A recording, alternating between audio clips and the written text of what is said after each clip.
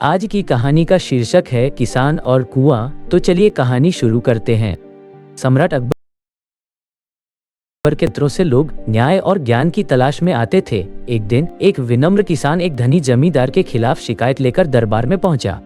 रामू नाम के किसान ने हाल ही में कालिया नाम के जमींदार से जमीन का एक टुकड़ा खरीदा था। जमीन के साथ साथ रामू ने अपनी फसल की सिंचाई के लिए एक कुआं भी खरीदा था। हालांकि जब रामू कुएं से पानी भरने गया तो कालिया ने उसे रोक दिया।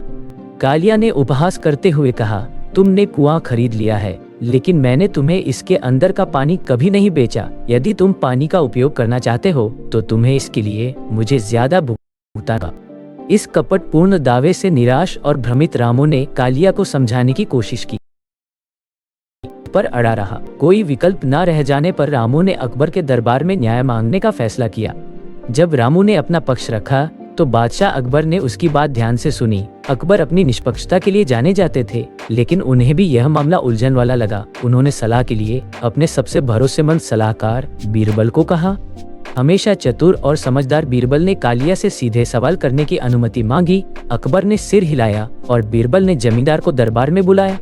कालिया को अपनी चालाकी पर भरोसा था और वह आत्मसंतुष्ट भाव से बीरबल और बादशाह के सामने खड़ा हो गया। बीरबल ने शांत भाव से अपना प्रश्न शुरू किया। बीरबल ने कहा, कालिया, क्या यह है कि आपने कुआं रामू को बेच दिया? कालिया ने उत्तर दिया, हाँ, लेकिन मैंने पानी नहीं बेचा। कुआं तो उसका है, परंतु पानी मेरा ही है। बीरबल ने सोच समझकर सिर हिलाया।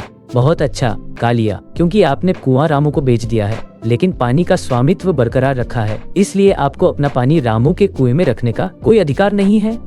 या तो अपना पानी तुरंत उसके कुएं से हटा दें, या रामू को अपना पानी जमा करने के लिए उसके कुएं का उपयोग करने का किराया दें। कालिया की मुस्कान गायब हो गई। उसकी जगह सदमे और भय ने ले ली। उसने इतने चतुराई पूर्ण उत्तर की आशा नहीं की थी, यह महसूस करते हुए कि वह अपने ही जाल में फंस गया है। कालिया ने हकलाते हुए कहा, लेकिन मैं पानी कैसे निकाल सकता हूँ? यह आपकी समस्या है, बीरबल ने सहजता से उत्तर दिया। आपको रामू की अनुमति के बिना उसके कुएं का उपयोग करने का कोई अधिकार नहीं है। आपको या तो अपना पानी निकालना होगा या रामू के साथ उसके कुएं के उपयोग के लिए मुआवजा देने के बारे में समझौता करना होगा। कालिया पराजित होकर रामू की ओर मुड़ा। मुझे क्षमा करें रामू, कालिया ने खेदजनक में कहा, तुम्हें धोखा देना मेरे लिए गलत था। आओ हम कुएं और पानी के बारे में एक समझौता करते हैं। न्याय के लिए आभारी रामू उचित मूल्य के बदले में कालिया को कुएं के पानी का उपयोग करने देने के लिए सहमत हो गया। मामला सौहार्दपूर्ण ढंग से सुलझा लिया गया और दोनों व्यक्ति संतुष्ट होकर अदालत से चले गए।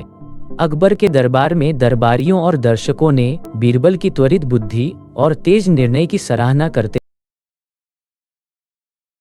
हुए बुद्धिमत्ता और निष्पक्षता की प्रशंसा की। उन्होंने कहा, बीरबल, धोखे को समझने और उचित समाधान खोजने की आपकी क्षमता सच में लाजवाब है।